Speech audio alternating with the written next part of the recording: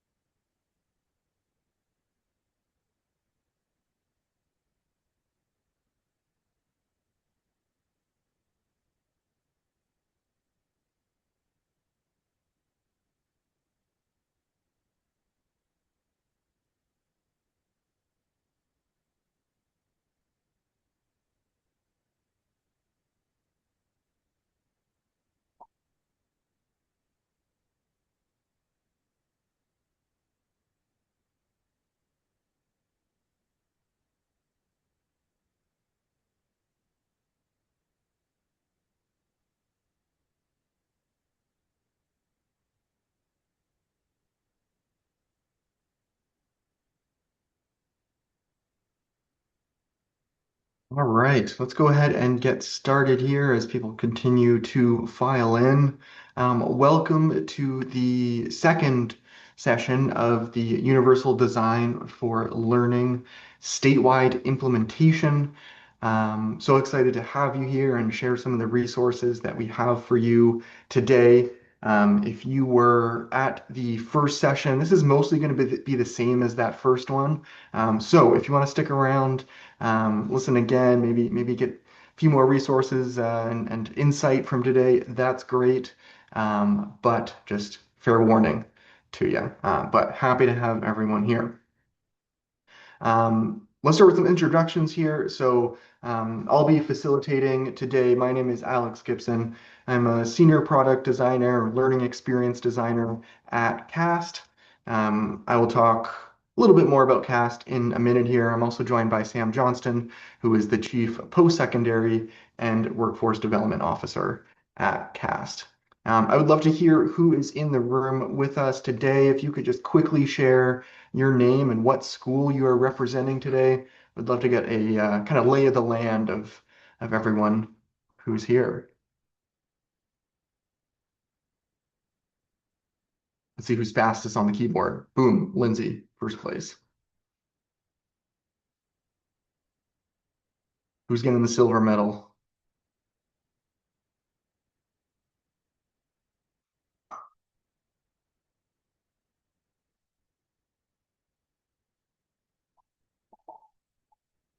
Right. Lots of different schools here. That's great to see. Few names I recognize, a few I don't. That is always great.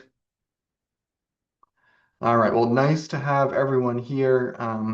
By the way, I will be sure to follow up with everyone who is in attendance today. Even if you didn't post in chat, I will follow up with you with all of the resources that we talk about today, and I'll also link them in the chat if you just can't wait until the end of the webinar. I totally understand.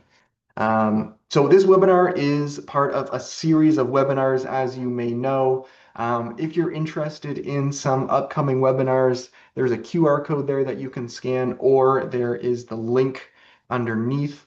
I'll put this in the chat as well for us. If you want to sign up for more. Notably, next Tuesday, April 14th, and then the Tuesday following that on the 21st, there's a webinar on open educational resources, OER, if that rings a bell. And then on Tuesday, June 16th, there is a faculty-led recruitment strategies and marketing toolkit. There are more webinars in between these and also after these, so I really encourage you to check out this link here and get all these amazing free resources that you can get. All right, our agenda for today, we are going to start by talking a little bit about CAST and UDL, give a little bit of background on that, depending how much people need it. I will start with an overview of the guide of how do you actually scale universal design for learning across your campus or your site.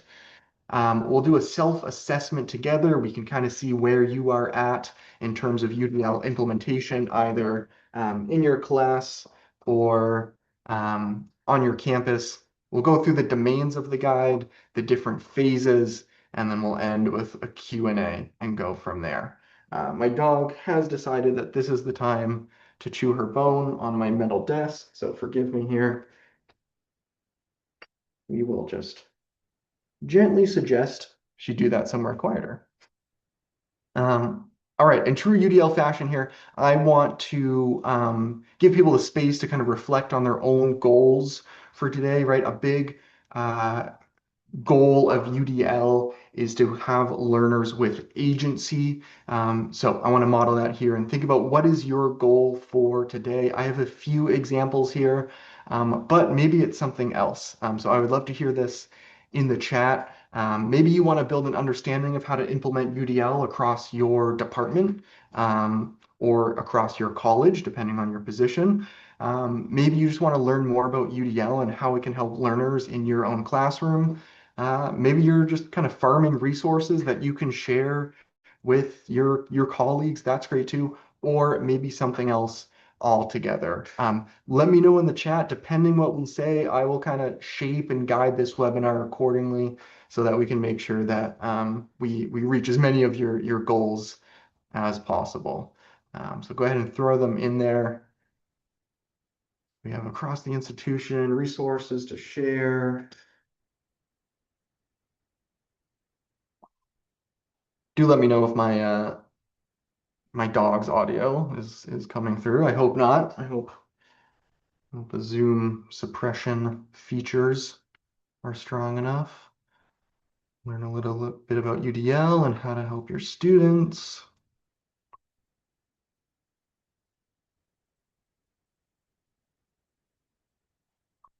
Resources. We definitely got some good resources for you today. And if you so choose, you can follow up with us and we will have even more resources for you. She may make an appearance. I did learn recently that my dog is able to jump on top of my desk, which is impressive. I put cat food up on my desk one time and she somehow found her strength to jump up. Um, All right, great. So a lot of different goals today. A point I really want to drive home about this webinar is that I want you to take what works for you and leave the rest. So I'm going to give a lot of information and kind of guidance today. That doesn't always mean it's going to be relevant to you or even suitable for your local context, your campus, your classroom, your department, whatever it may be. If something works for you, great. Take it, use it. If it doesn't, shape it to make it your own and make it work, right? We give a little bit of guidance in terms of some things that we would suggest to do year one versus year two and all of that. But your timelines might be different, your implementation, your budget, all of that. So really make it work for you. We tried to make this as flexible as possible, but this is not a hard and fast guidebook or anything like that. All right, let me talk a little bit about CAST here and then a little bit about UDL2. I can go into more detail if people need that. CAST is a not-for-profit organization that leads, inspires, and convenes a global community to design equitable, inclusive learning experiences through our Universal Design for Learning framework. Before I move on with kind of breaking down some of these pieces need be. We're going to have our first poll today that we're going to pull up in a second here. What is your familiarity with UDL? And depending on this, I will go into some detail, more detail, or none at all. A lot of us kind of know the basics of it. Some of us are doing some work, new to others. Okay. Okay, great. So I'll go into a little bit of detail, not too much because we're going to cover it in other ways later in the webinar as well. So for those who are new to UDL, the Universal Design for Learning, this is an educational framework based on the research in the learning sciences that guides the development of flexible and accessible methods, materials, and environments, and also add assessments to that, that embrace variability. We'll talk a little bit about what variability means, minimize barriers, and develop learner agency in all learners. So really, at the end of the day, we want to develop learners who are in control of their own learning. They understand how they learn, and they make choices to achieve whatever goals that might be in the classroom. And our job then as educators, administrators, whatever our position is in education, is to minimize the barriers into the environment for those learners. When we remove the barriers, then learners can kind of run free and do what they do best, which is learn. Um, so UDL is that kind of research framework. The guidelines are what translates that framework into practice. So the guidelines is a tool. I have it on my desk. It's basically my constitution. I look at it pretty much every day. These are the specific ways that we can actually implement the universal design for learning in our everyday lives, whether that is in a classroom with learners, between colleagues. I always say it's great in relationships too. It helps you communicate better to people that might be different from you, right? Going back to that point about variability, we are all uniquely different from each other, and we all show up in different ways in different contexts. So that tool is used by a lot of different people, from classroom educators to researchers, school leaders, designers, parents, and everyone in between. So these are kind of the main ways that the UDL guidelines are broken up, and these are all aligned to the different brain networks. If you look up the UDL guidelines, which I'm actually going to throw in the chat here so you can peruse this as I speak here, you'll see that it's aligned to those different brain networks. So the first one, that green one, is the affective network. That's really focused on engagement, right? When a learner walks through our door in the classroom and they're sitting there in class, how do we get them engaged in the learning? How do they get themselves engaged in the learning? And then as they're progressing through that learning, how do they stay engaged? And how do we break down those barriers that we know come up when learners are learning and maybe they get frustrated or they don't have all the supports or resources they need. So that's the engagement piece. The recognition piece, that's representation. So how is information, the learning itself represented or shown? That's the what of learning. So if you think about in a math class, right, are we assuming that students know what certain symbols mean? In any class at all, are we assuming that they know what certain vocabulary or key terms mean? Are we assuming that they understand certain language structures? Are we giving them kind of diverse ways of representing that information? Um, in addition, right, how are we connecting this learning to other types of learning, other patterns that we see? And how are we creating transfer between disciplines or between different moments of learning? And then finally, the strategic network, that is the action and expression part. So how do they actually show what they know? This is the big piece where assessments come into play, right? A lot of times students will actually know something, but not know how to express it. So this is where it comes into play here, is how we actually show learning and how we concretize that learning. Three core concepts of UDL here. First, we honor learner variability and understand that it is the norm and contextual. So variability, meaning that we all approach different environments in different ways, and we all need different things as well. And that could be internal, right? That could be how I process certain information. That could be about disability. learning disability, physical, intellectual, whatever it may be, right? That variability exists in all of us in a certain way. That is the norm. It is the norm in kindergarten classes. It is the norm in Harvard law classes and everywhere in between. Every environment, every person has this variability.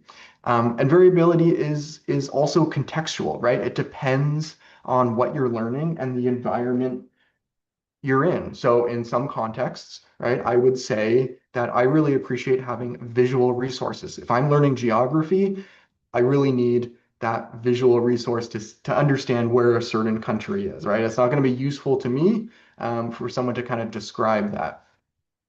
Whereas if we talk about jazz, let's say, um, and you give me some sheet music for jazz, that is a visual representation. That's not useful for me. That sheet music isn't going to really mean too much for me.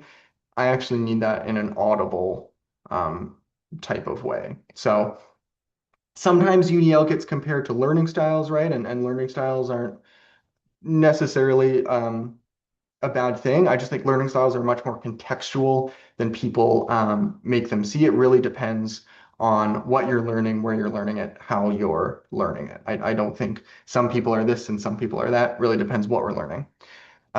Second core concept is we look for the barrier in the design, not the learner, right? And this took me a few years as an educator to learn that looking for barriers and trying to fix barriers in learners is a very long path that is often not worth it. The much more efficient route is to look at the environment we're creating as educators and thinking about where can we reduce barriers there.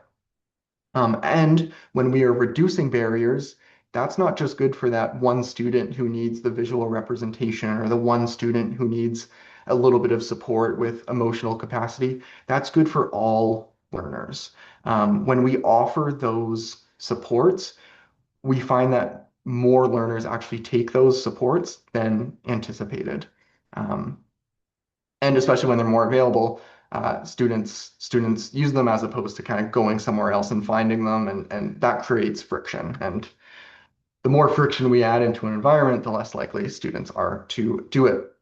And finally, third core concept is that we use the guidelines to predict and design access and agency for all learners. Let's talk a little bit about what access and agency mean here. These are the two big things to think about. So access is about designing opportunities by removing barriers that hinder participation.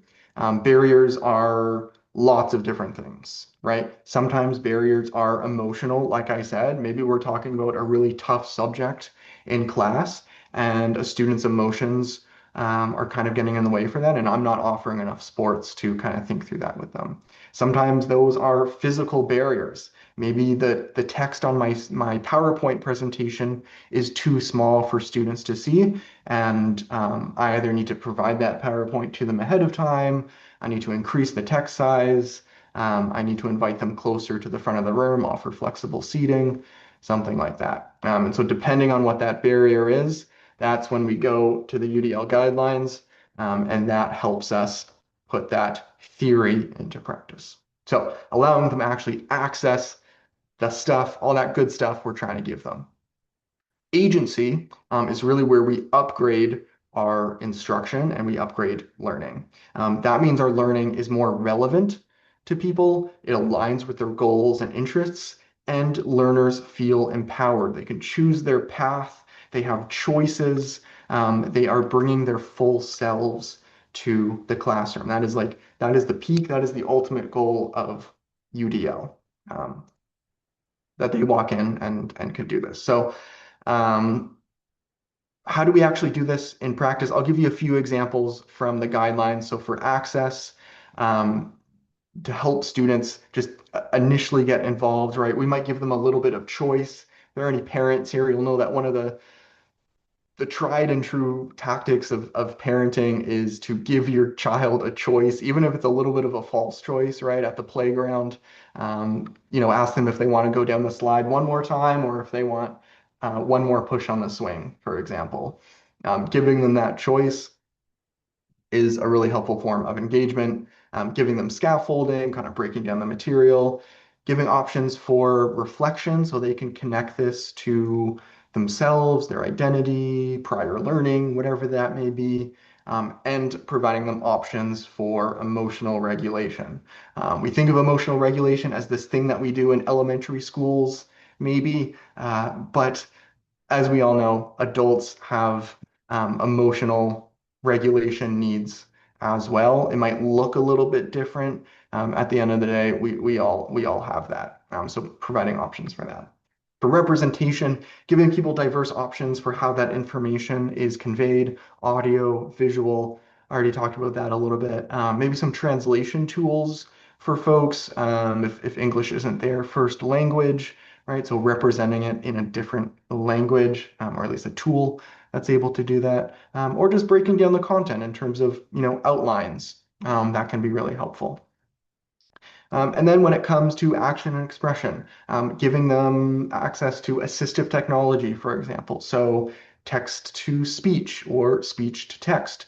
And that's great for people with disabilities and great people without disabilities, giving them options to demonstrate learning as well. So instead of saying, hey, the one way that you're going to be able to show your learning here is to write an essay, we might expand that a little bit. And we might say, you can write an essay, or you can do a PowerPoint presentation, or you can do this flowchart, or you can do a storyboard. It really depends on your goals as an educator there. If your goal is maybe some concept, there might be a lot of flexible ways that students can show that. Sometimes though, like writing is the goal. The means is the goal, and that's okay. We just need to offer more support so that students can actually get there. So that is access. Agency. This is kind of the brownie points of it all. If we can get here, right? That's when we get to goal setting. So students are able to choose their goals, select their own goals while still meeting yours as an educator or an administrator or whatever that may be. Um, Ongoing feedback, giving each other feedback, flexible spaces, relevant material, thinking about school culture, classroom culture, how much of a learning environment and culture is it? When it comes to representation, providing them options for that so they can choose. I want to read this versus listen to this versus watch this video. Those options are so important. If you take nothing else away from today, really the big words I want you to take away are options, flexibility. Um, those are the two things. If you're thinking of those words as you're designing instruction, designing PD, designing a school culture, an implementation plan, options, flexibility, you're halfway there. Action expression, same thing, right? Providing multiple assessment options, providing a choice for tools to access, and maybe some planning and monitoring progress. So allowing students to check in on where they are. Maybe that's a checklist, maybe that's a timeline, something like that. Okay, that is my not so brief UDL introduction to kind of get everyone up to speed. We'll probably build on this a little bit with this guide, since this guide seeks to expand implementation beyond your classroom, and we actually want to see UDL implemented across classrooms, across departments, and across schools, so that UDL really becomes a part of the culture of the school, not just a culture of this classroom here and this classroom here. It's the culture in classrooms. It's also the culture in student support offices. It's the culture in leadership and management. It's everywhere. Um, because UDL is not just for students, right? It's for adults as well. It's between colleagues. Um, it's everywhere. Now, UDL and community colleges, right? I think these two things go together so well. I mean, I would advocate for UDL in any type of learning environment. I think it becomes even more powerful in community colleges for a few reasons. One, you have an incredibly diverse student population. It's the most variable, right? You have full and part-time students, you have parents, you have um, you have adults, older adults, you have younger adults, you have people who might be financially unstable, you have first generation learners, immigrants, veterans, higher percentages of people with disabilities, right? Like I said, any place has variability. Community colleges have the most variability, and that is the point, right? Variability is the mission of community colleges. We want to bring all of these people in and offer education to more people, right? Not just the traditional students who have gone through high school and go to Harvard and whatever. Those people are great too. Um, but they've the system works for them, right? The system doesn't work for other people, and that's how UDL can intervene and let everyone learn in equitable ways. Um, and finally, I just want to say that, my time in community colleges has been so inspiring. The level of instruction and care and passion that I see among community college faculty is just amazing, especially compared to more traditional four-year colleges, right? That's very generalized. There are amazing instructors in traditional 4 years. There are, I'm sure, not so great instructors in community college in some places, but broadly, right, instruction is so important and has been personally inspiring for me to see. So I love to see UDL happen in these environments because it really upgrades the classroom. Um, and right, it's not a webinar in 2026 if we don't talk about AI for a minute. UDL in the age of AI is so important. AI, as we know, is changing the things that we need to teach to prepare students for tomorrow. When students go into the workforce, they're not necessarily using the knowledge that we taught them in the classroom a couple of years ago. Things have changed so much at that point by the time they're in the workforce. So what UDL does is it safeguards against this unknown future through that word agency that I've been using. When students become these expert learners, when they know how to learn, that prepares them for any type of future because they can pivot to different skills, different knowledges, new applications, new industries. Um, so there's kind of these two layers of learning, right? There's the learning that happens according to the syllabus, right? The structure of the cell, the calculus, whatever it may be. And then there's the learning that happens underneath that of I'm learning how to be an expert learner. And that's where UDL really excels.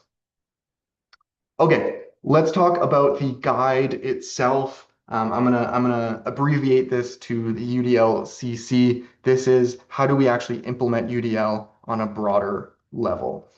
So the goal here is to help college teams implement UDL systemically and holistically. College teams here is pretty flexible. For some contexts, that's going to be college-wide, right? If you're a dean of a college, you could implement it across your whole college.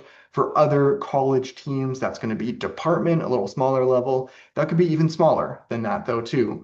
It could be a small community of practice team. Maybe you and a couple other educators are trying to implement UDL at a more systemic, holistic level. Instead of just doing, one UDL practice here and one UDL assignment here, we're doing it a little bit more intentionally, and we're trying to start, maybe you're trying to start kind of a movement at your site that will hopefully spread. So there's a few core pieces to the UDL-CC. The first is the self-assessment. This is going to help you monitor progress and areas of growth. We're actually going to run through an example of this together, kind of a shortened, abridged example of this. So you can kind of see, oh, I'm doing this really well, but this area is an area of growth, or this area at my college is maybe a place that I should poke and prod a little bit. I should be the squeaky wheel, and I should start saying, hey, we need this from our leadership and management team, or we need this from our student support offices, right? This gives you some of that language and some of those things to look for to understand how you might be supported or not supported. And then we'll cover the domains. So these are the broad areas of implementation. So there's the most obvious, which is the teaching and learning side, but there's also things like the student support services, right? Every learner exists in this very large ecosystem of supports, and often the educators, faculty are closest to that, but there's still student support, there's still leadership, policy, all of these things are influencing them, if not directly indirectly, it's having an effect on them. And so that's why UDL is so effective at a systemic level. And then finally, I'll talk about the planner a little bit as well. This will help you track your UDL goals, guide you to certain metrics that you can track, and then align activities to those goals and those metrics so that you know when to pivot if a strategy is not going well, or if it is going well, you have those metrics to support yourself and say, hey, look, I'm implementing UDL in this way. It's having this effect on learners. We should maybe do a little bit more of this. So let's start with the self-assessment here. So like I said, this is really just measures your current status of implementation and gives you a little bit of an idea on what can you focus on when we're looking forward and thinking about this planner of, there's so many different things you can focus on, and none of us here are Superman. Gives you an idea of what you can focus on a little bit more and what data you can gather. And then there's the uh, domain. So the self-assessment is focused on each of these domains. It's categorized by these domains. So there's college culture and environment, teaching and learning, leadership and management, professional learning or professional development, a lot of people call it, and then student support. So we're gonna have another poll here coming up. I want you to think about which of these domains is your college's or your team's, however you want to interpret college team, which domain is your college's biggest strength? What are you doing really well right now as a college? And also, what is your college's biggest growth area? What is the area that you need to focus on?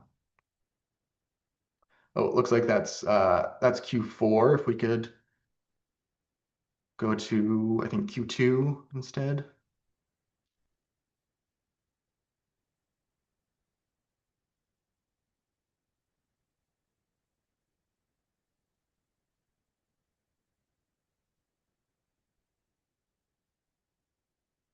I think I can do that. Oh, there we go. Okay, you should see that now.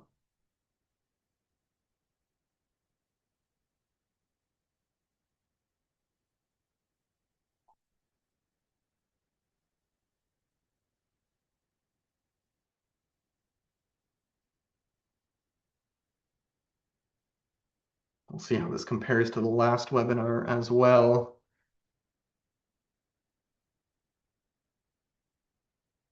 Interesting. So last webinar, a lot of people said that student support was the college's biggest strength area, which is great. Some of those support offices, and they said that some of their teaching and learning was a big strength as well. In terms of growth area, professional learning, I know that is a challenge in community colleges for a variety of reasons. Um, Leadership and management was a big growth area in the last webinar as well. I know for my time in education, we're supposed to do a lot of things, implement 1,000 different things without any support. So it's great to see that. It looks like that's not a super high growth area with this group.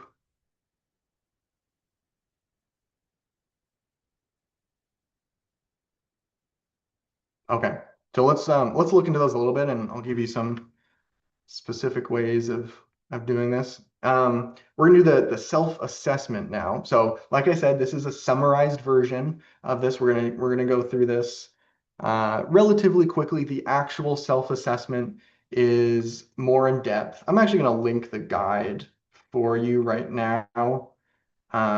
If you do want to see this more in depth right now, or if you just get bored of me talking, you can look at that. There's some pretty pictures in there and stuff. Um, so as we are going through these domains. I'm going to go through these domains, kind of go through them pretty quickly. And I want you to think about for this domain, how much evidence is there that these things are happening? And the reason that we use this scale of strong evidence to no evidence is that this whole UDL implementation cycle is data driven. The reason we do that is that, yes, of course, data can sometimes have bias in it and stuff, but much less bias than kind of doing a vibes-based assessment, right? And data also gives us metrics that will give us more objective ways of measuring growth of if we should continue doing this, if we should pivot, um, and gives us that good information we need. So for each 0 to 4, you might want to do this on a notepad or Word document on your computer or something. There's going to be 5 domains. So the maximum amount of points you can get, if you get strong evidence on every single domain, you will get 20 points. If there's no evidence for any of these, which I don't think will be the case, you'll have 0. All right, so the first one, college culture and environment. Does your college design culture that supports inclusion and equity? Does it support expert learning? Does it communicate in ways that reflect a commitment to UDL? So when you get an email, um, whether that's from a colleague or leadership or whoever that may be, does that communication reflect UDL principles? And do the college spaces support variability? So look through these. It's not necessarily 1 point per item here. Just try to look at it holistically. If you think you have really strong evidence that these things are happening broadly, give yourself 4 points or give your college 4 points. You're not wholly responsible for your college. That would be a stressful situation to be in. And then down to kind of 1 point if there's a little bit of evidence and 0 if there is no evidence whatsoever. Okay, so you should have 0 to 4 points at this point for that first domain. Second domain is teaching and learning. So do the teachers, the educators, the faculty, the professors, do they design learning experiences using practices to address learner variability and reduce barriers, some of those things that I was mentioning before? Are learning goals clear, flexible, meaningful, and support high expectations for all? Sometimes when I talk about some of these supports and resources that we give students, people interpret that as we're lowering expectations, we're making it easier. And actually the opposite is true. We can increase rigor by using UDL because they have those supports that they need. Are they incorporating flexible methods and materials that anticipate variability and reduce barriers? And are there flexible assessments that support variability and reduce barriers? You're going to see all those words I mentioned, right? I'm going to keep repeating them. Variability, barriers, flexibility. You're going to see those words a lot. So teaching and learning, 0 to 4 points. Where would you say your school is at for being the strongest? Leadership and management. Does leadership and management lead, support, and monitor UDL implementation? Do they collaborate to design a systematic UDL implementation process? Do they collaborate to design processes, procedures, and structures to anticipate variability and promote equity and expert learning? And do they procure resources that align with UDL? Really, if I had to summarize this one is basically, do they make educators do all the UDL work, or are they supporting educators to do that work? 0 to 4 there. Give you a minute here. Don't want to rush your scoring. And you won't have to share your scores, by the way. They're just for you. And at the end, I'll give you a little bit of a guide for what your score says about your college.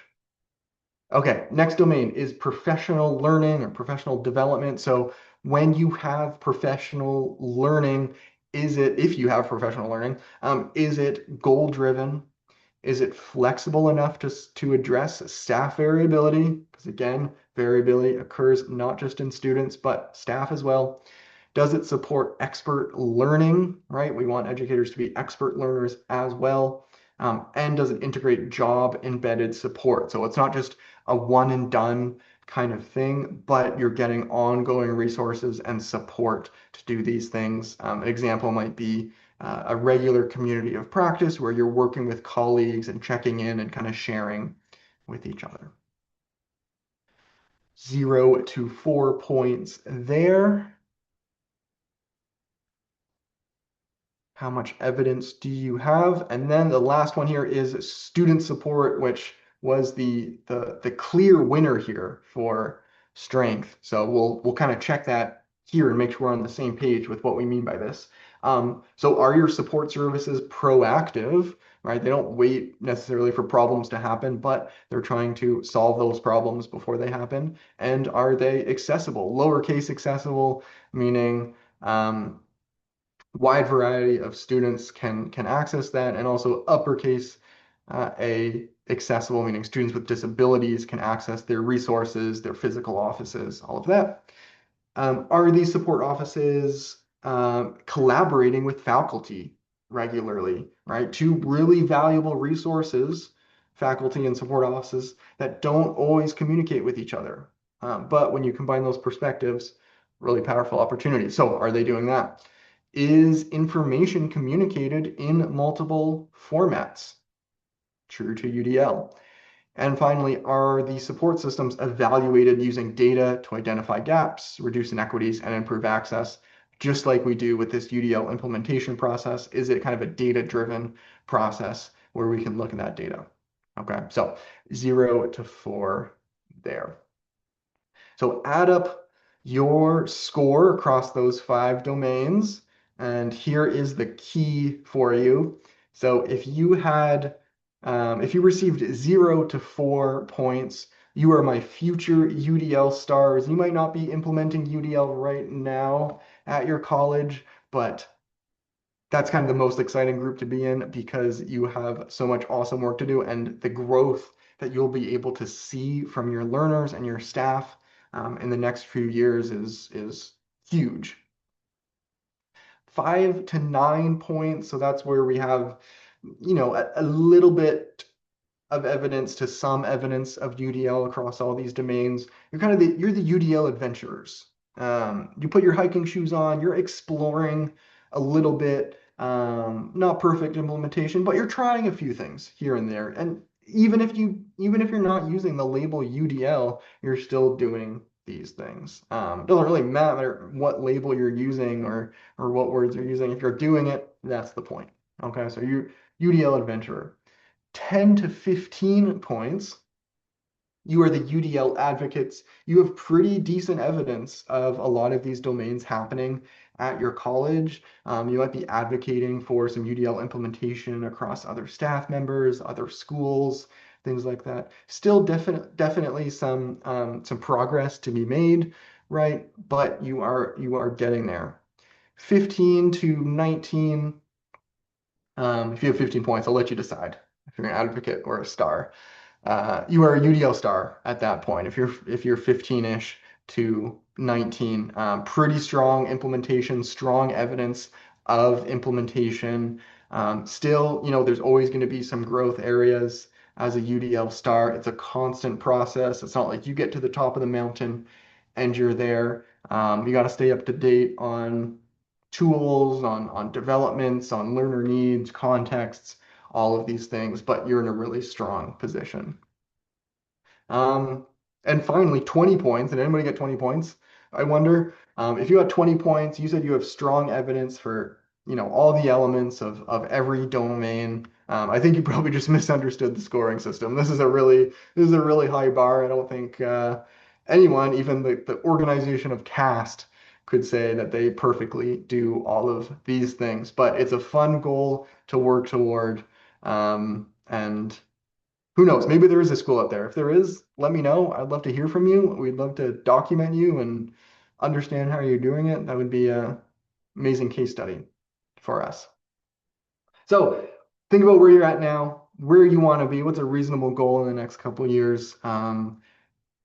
If you want to make progress to this, if you want to move up this scoring system and maybe even achieve the unheard of 20-point score, the UDL implementation guide is exactly where you want to start with it. It will help you work up this chain to UDL implementation.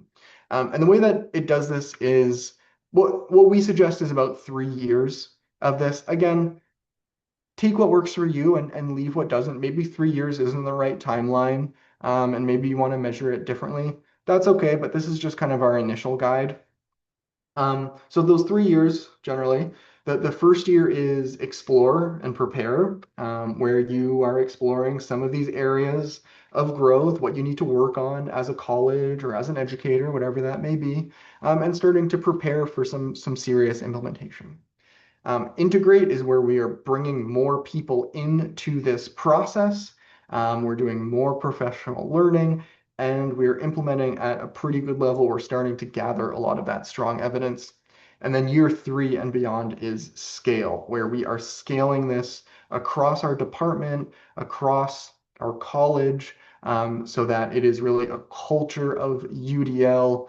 The words like flexibility, variability, these are words that are coming up frequently at the water cooler, in staff meetings, in emails, whatever it may be. You have truly scaled at that point.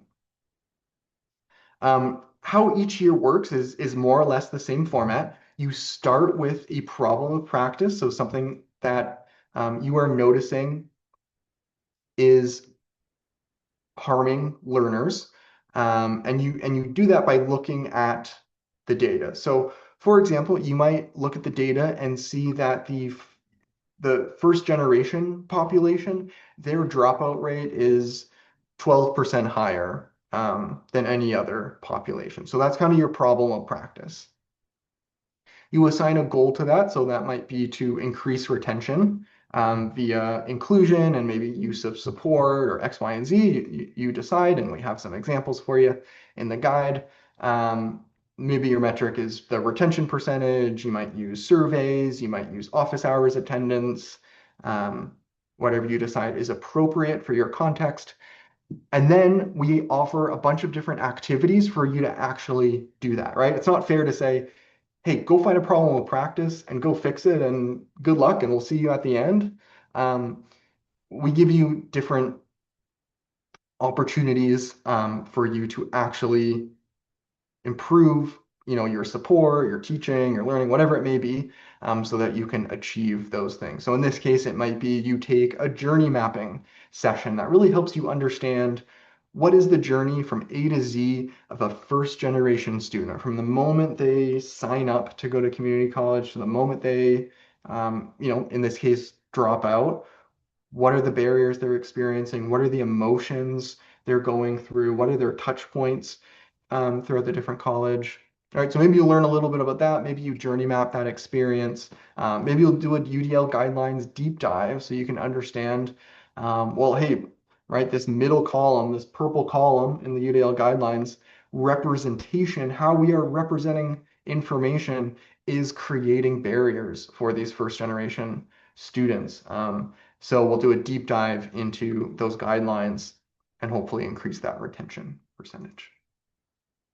A little bit more detail into each year. So year 1, like I said, explore and prepare. You're creating a UDL leadership team, deciding who's on that team. That's really the team who's driving implementation forward. That's anyone from a dean to an educator who's really passionate about it. Even including students is a great practice for a UDL leadership team. You're identifying your strengths and your growth areas via that self-assessment, which again is a little bit more in depth in the actual guide. You're starting to align your initiatives. I know community colleges especially have often many initiatives going on at once. So you're starting to align those to this UDL implementation. And then you are planning, you're deciding which activities are we going to do and who's going to receive those activities, professional learning, all that good stuff. So at that point, some staff, they're exploring UDL a little bit, not a ton though. Year 2, you're expanding that. Rough figure I'll throw out there is like maybe 50% of your staff is integrating UDL. You're expanding it, you're starting to monitor that data from whatever problem of practice you identified for that year. You're looking at the metrics of that, you're tracking all of that. And most importantly, you are making adjustments based on that data. If it's working, great, maybe you stick with it, maybe you add some layers. If it's not, you change some things that you're doing before it's too late. Year three, that is even further implementation to kind of most of your staff at this point. And you're doing the same things that you've been doing in previous years. You're monitoring that data, you're making adjustments. By the time you get to year three, you've probably solved some of the easier UDL problems, right? Educators at this point have probably done the highest leverage practices, like offering multiple formats of assignments and offering some choices when it comes to the learning. But at this point, now you're really solving for those really tricky barriers, some of those maybe more systemic barriers that are solvable, just needs a little bit more work at this point. And as more people come into your faculty, your staff, your department, you're ensuring that they are understand the culture of UDL. Okay. Um, so those are the basics of it.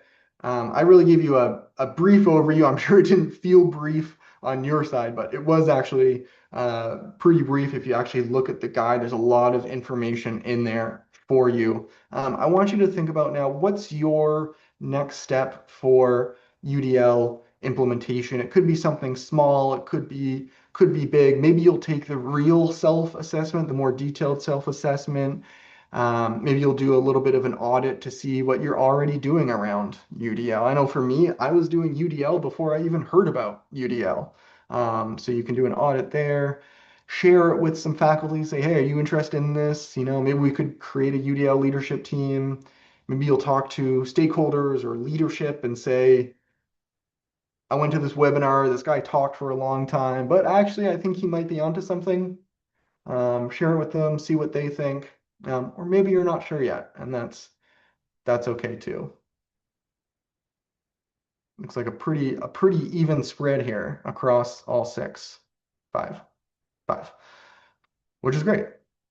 Um, okay, let me see. Any other resources I can share? Oh, one more resource I want to share with you here before I free you. Um, is this OACC educator guide? I know a number of you mentioned your educators. So the implementation guide tends to be a little more geared toward leadership and management administrators. The OACC educator guide is for educators and educators only. It gives you the highest leverage UDL strategies to implement in your classroom. So, I mean, if you actually go to the UDL guidelines website, it's admittedly a lot of information and a lot of links and a lot of different strategies and stuff, which is great for intermediate implementers.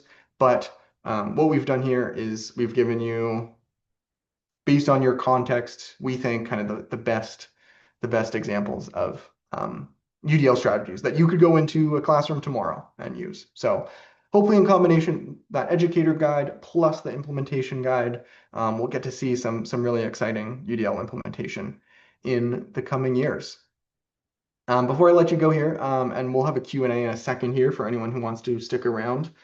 Just reminders of these upcoming webinars next Tuesday, the next 2 Tuesdays, and then into June as well. Sign up for those. Leave that up there for a second just to give everyone a chance. It's also previously in the chat if you want to scroll up. And I will leave it on the Q&A slide if you need to get going. I know that was a 54-minute session here. You're welcome to jump off, but I will be on for the next few minutes if you have any questions or want to talk through anything. My email is also here. We have additional resources. If the guide is not enough for you, we can send you some more stuff. Or if you just want to talk about professional learning opportunities or programs or anything like that, I'm available. Okay, so I will open it up for questions.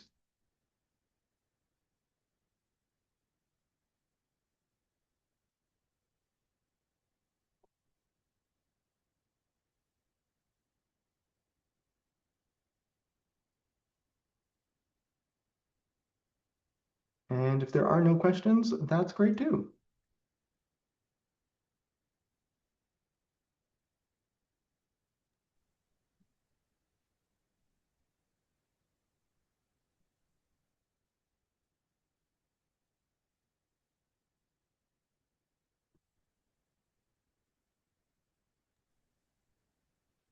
Thanks, Alex. Thanks, everybody. Yeah, thank you, Rick.